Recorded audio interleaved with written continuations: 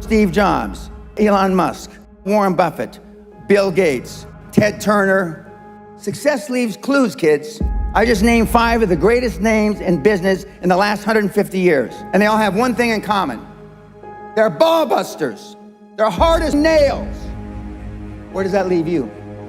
I still work 50, 60 hours a week. And I haven't had to work in 35 years. You're not willing to do anything. You're not willing to sacrifice anything to be a high-performance person. I don't want to be like that. No, most people don't. I want to be liked. Yeah, well, see, you want to fit in.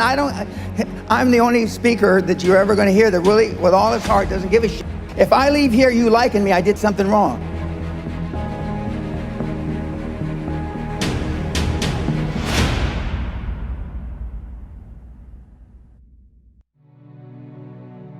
If we would like to improve the quality of our lives, personally and professionally, what would be your advice?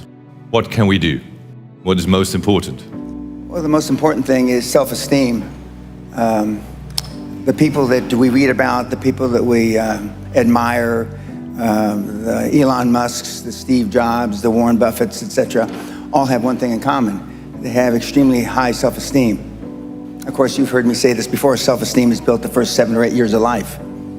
And unfortunately, we're with our parents the first 7 or 8 years of life. Ergo, we don't have too much high self-esteem. But to build high self-esteem, and the way you build high self-esteem, if you're 25, 35, or 45, is to be around, surround yourself with other people that have high self-esteem.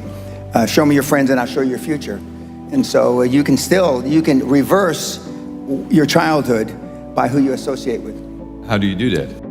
Well, you find people that are where you want to be, but they're already there. You're 22 years old, you're 32, you're 41 years old, and there's a guy or a gal who's 45 years old who is where you want to be. They've accomplished a lot of things. If you're into, they're saving the world, they're using their money for good causes, go associate with those people, be around those people.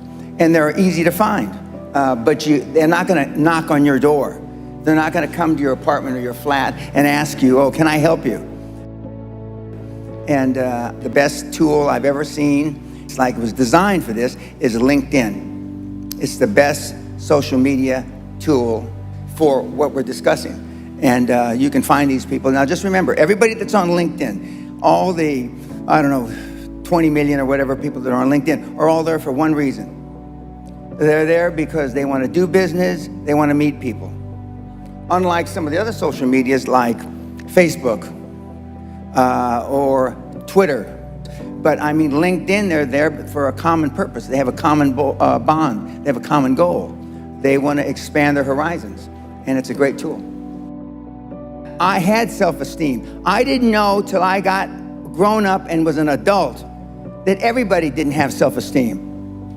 I didn't understand that. I didn't realize that everybody didn't have self-confidence. I didn't realize that everybody didn't have self-worth.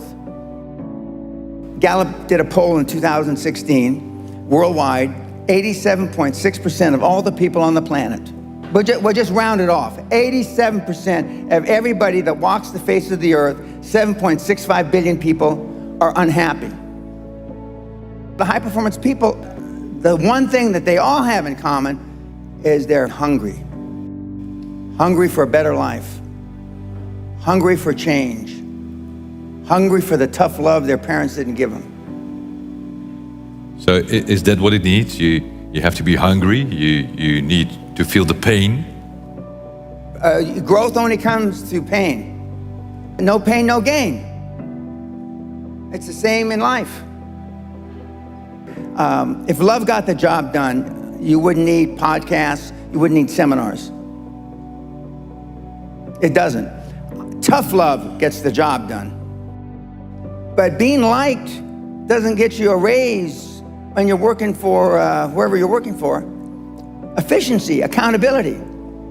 Most people that come to seminars are there because they weren't held accountable when they were growing up.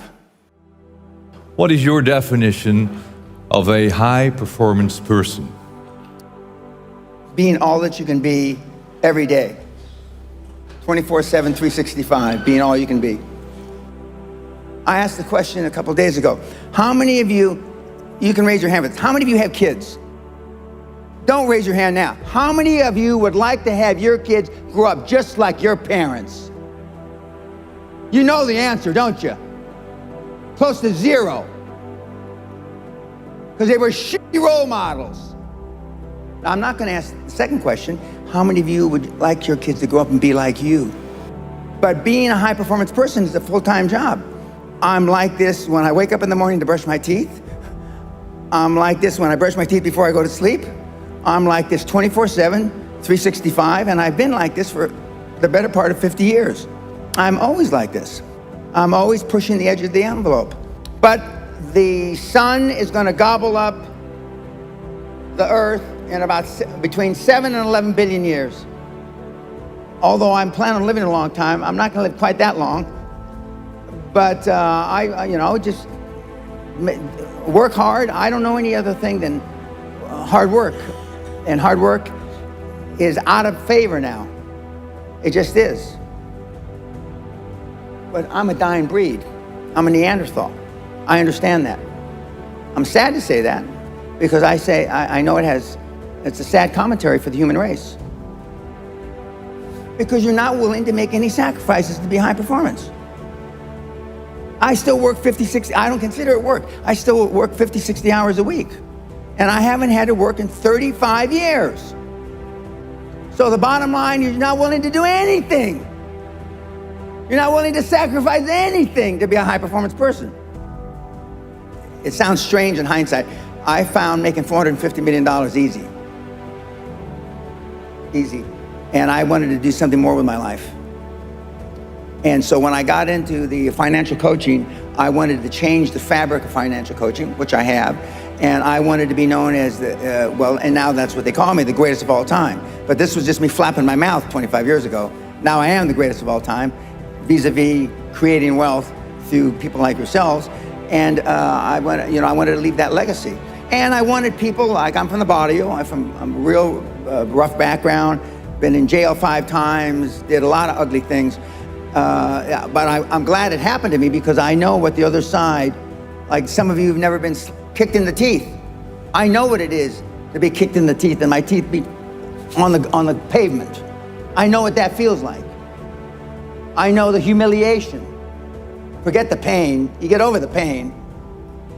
I wanted the poor kids to understand that they had a methodology, there was a methodology used by one of them that was once poor and got in a lot of trouble. You can do it if you want to do it bad enough.